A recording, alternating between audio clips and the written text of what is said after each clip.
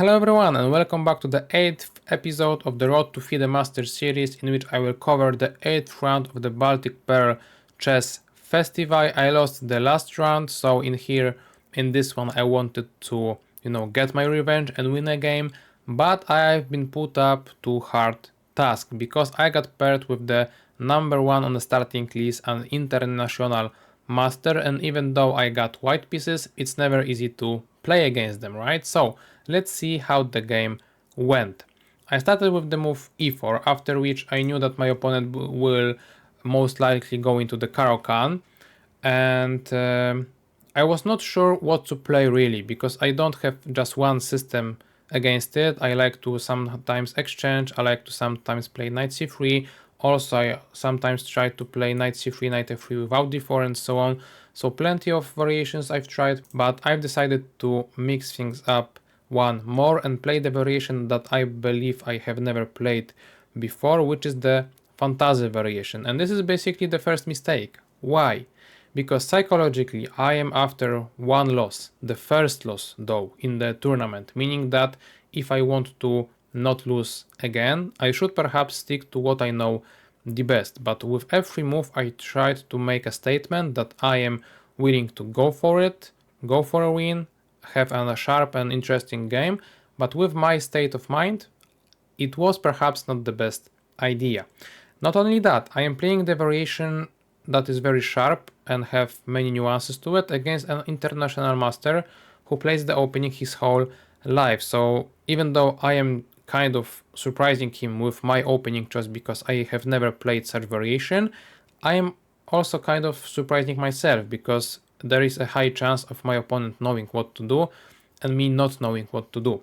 So not only that, I spent many hours on trying to get the grasp of many lines in this fantasy variation, because black can go for trade of the pawns, they can also try to play queen b6, very interesting move, e6, so not only I was preparing against this specific opponent, but also I was trying to know everything about the variation itself, because against an international master you never know what he will choose. Maybe he just studied some line that you are not familiar with, so you have to be prepared for everything. And the problem was this: my opponent went for the variation I expected him to go to, so I've spent, I believe, the most time on it, but then he changed things a little bit. He went for d takes e4, e5, and at this point bishop e6.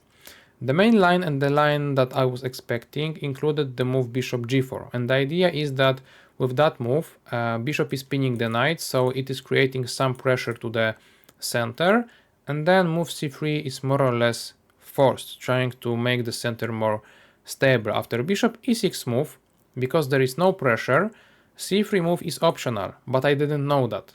We can play c3, but also we have the other opportunities, but my point of viewing was that bishop development does not seem to change much in the position, so I will just stick to my plan.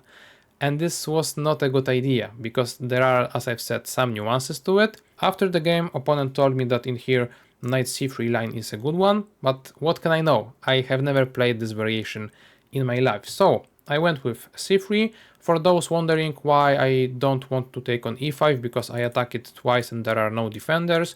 If I take with the knight, there is always queen h4 check, with many problems to me. I will not get the pawn advantage, my king will be without castling right, so not ideal. If I take with a pawn, this might have some merit to it, but once again, opponent might try to exchange the queens and then try to attack both my isolated pawns, and practically it's not the best of all options for me. And also they can just try to play knight d7, queen c7, focus on this pawn.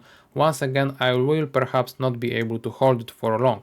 Therefore, it is out of question. I played c3, and then, as I've said, I went with the variation I've prepared. So, no round developing moves. Bishop d3, castle, king h1, a prophylactic move trying to go away from some checks on h2 that may happen and appear in some sharp variations, knight f6, and bishop g5. So, at this point, I just, as I've said, repeated what I have prepared, but first of all, first change is that the bishop is not on g4 but on e6. It might be only a slight difference, but there is always a difference.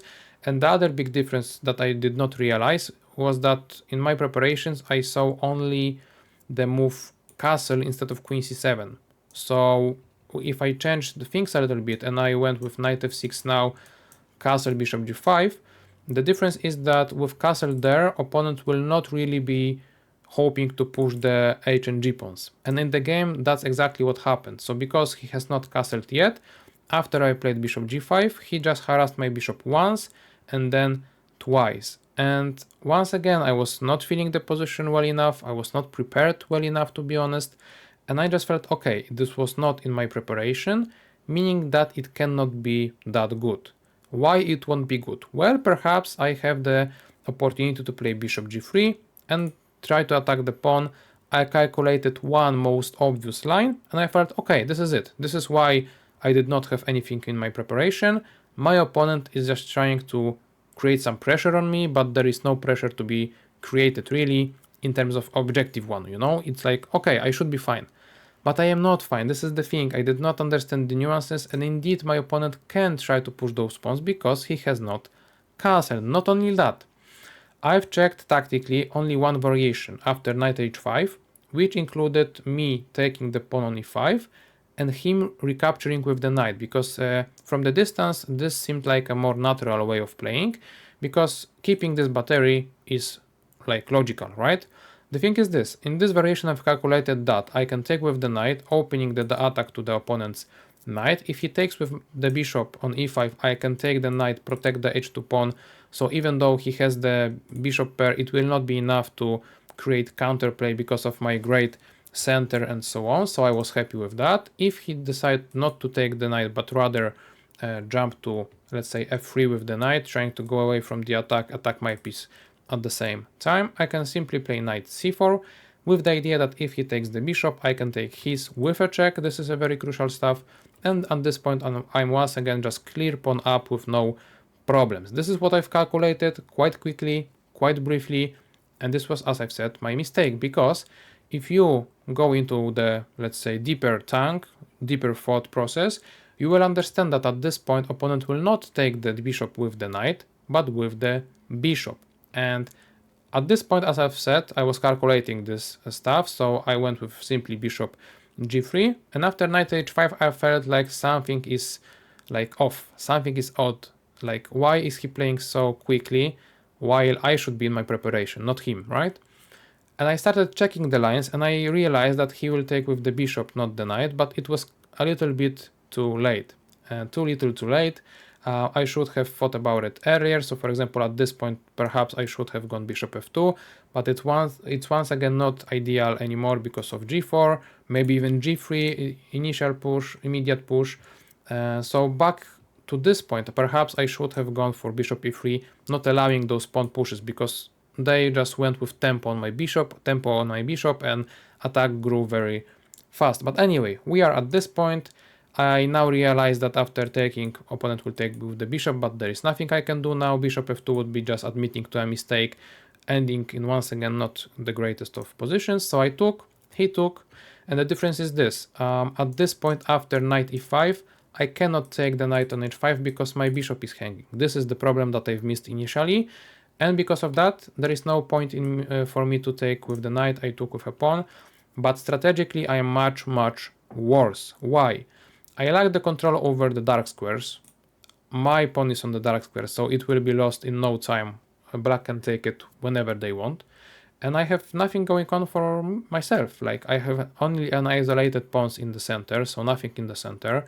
King side I will be attacked on. Queen side, black has no weaknesses, so strategically I'm much worse. Not only that, my opponent was an international master, he was not greedy, he knew that he have time to recapture on e5 whenever he wants, so he just went with knight f3, making the knight look better. At this point I felt like I'm already very bad situation. I was calculating bishop c2 move, trying to go away from the trade, but then I thought, okay, the trade might be even helpful for me maybe, so instead of going back I just played g3, inviting my opponent to trade, but obviously he did not do it, he just went to g6, and in the later stages of the game g3 was just a weakness that my opponent targeted. We will get to that in a second, and at this point I'm worried about many things. Losing a pawn is not an only threat, I was more worried about long castle and some pressure to the d file, so I decided to go away with the bishop from the d file to e2, trying to control some squares that knight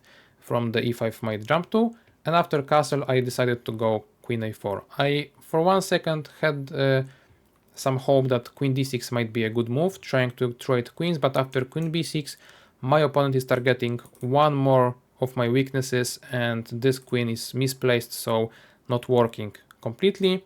So I went with queen a4 with the idea that at least I am developing a piece with a tempo because he has to play king b8 to protect the a7 pawn, and I felt like, okay, this might be the moment for me to try to fight for like something.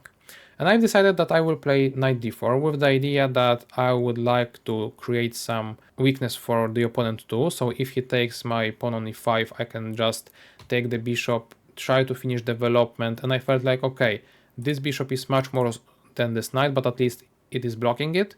So maybe, just maybe later on I will be able to slowly get out of the hole that I digged for myself.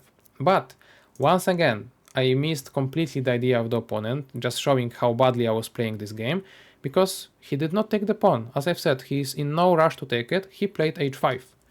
And I realized that I am basically losing. It's move number 18, until let's say move number 12 I was in my prep, and then there were 5 more moves played and I'm lost with white pieces. I felt terrible and there was nothing I could do really at the chessboard because, well, what can I do? I am lacking the space, I am lacking the development, my king is out of defenders to be honest, and opponent's idea is simple. He wants to push h3, exchange on g3, and maybe only then take on e5, maybe also with a queen, trying to make some attack work. So I was hopeless to be honest, and I decided to just go for some tricks that obviously would not work against an international master, because I went with trade and rook f7, trying to, let's say, scare him a little bit, but there is nothing scary if you can simply calculate few lines here and there. So now he took with a pawn, he took a pawn because it comes with a tempo. I went with rook to g7 and now queen b6, abandoning kind of the idea of pushing the pawns, exposing more of my weaknesses, one of them being the b2 pawn, but the other one, the more important one, was f2 square and the weakness of the king. As I've said, I have no defenders, so I tried some last trick with queen b4 and bishop a6. The idea is that if he tries to cover the b file by pushing the pawn, actually I might get something. As you can tell, Ivar bar went far up because I can deliver a check, develop the knight covering very crucial squares, and then perhaps I can even try to go for checkmate myself, you know? But obviously my opponent is a good player, he went with knight b6, even though he allowed me to take a pawn. King on a8 is perfectly safe, mine on h1 is a complete disaster, this checkmate is threatening, this knight jump or this one with the checkmate there is threatening, so like nothing to play from my side. And after just 24 moves I resigned the game after playing terribly. I was clearly unhappy with the game, nothing worked in terms of preparation, in terms of positional understanding, in terms of tactical calculations, nothing. So after a blow in the previous round I got another blow in this one, so not ideal to say the least. 6 out of 8 now instead of 6 out of 6. We'll just look quickly at the review because it might be interesting for you guys. So as you will be able to tell, I played terribly, it was all downfall, and yeah, this was not the greatest of games. And not only that, usually in the past I always had some problems psychologically with the last rounds, with, let's say, finishing the job, and now no job is to be finished, because when I had 6 out of 6, you may say, okay, finish the job, finish at the first place, alright. But now 6 out of 8, everyone got to me, they are having even more points than myself, so like I am not fighting for a win in the tournament, I am fighting to not lose 3 games in a row. Mentally I was not in the right place, physically I was also exhausted because, as I've told you guys, I was trying to combine both being a player and a coach during this trip, during this tournament. So yeah, not ideal state of mind going into the last round, but at the same time, because of that, I decided to prepare for this game very well. So did it work out? We'll see tomorrow, right? Join me tomorrow on the recap analysis of the last round and the summary of the tournament. And with that, thank you for watching this game. It was a short one, thankfully, because I didn't want to make it too long because this was such a painful loss. So if you enjoyed my analysis, perhaps not the game, leave a like, subscribe, and we see each other tomorrow, as I've said. Thank you and goodbye.